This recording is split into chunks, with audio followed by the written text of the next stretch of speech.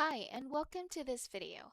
In this video, I'll show you how you can hide your address on your Amazon wishlist.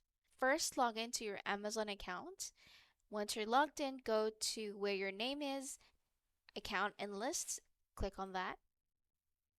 And then let's go ahead and click Your Lists.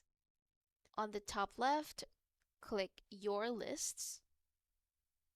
And then choose or go to whichever list, and once you have that, click on More and click Manage List. Scroll down a little bit and go to Shipping Address, and then to hide your address, make sure this box is unmarked. If you want to know more what this is all about, you can just hover your mouse on this icon and you can see this pop up.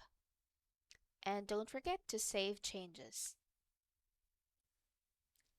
And that's it. That's how you hide your address on your Amazon wishlist. If this video was helpful, please like and subscribe to our channel.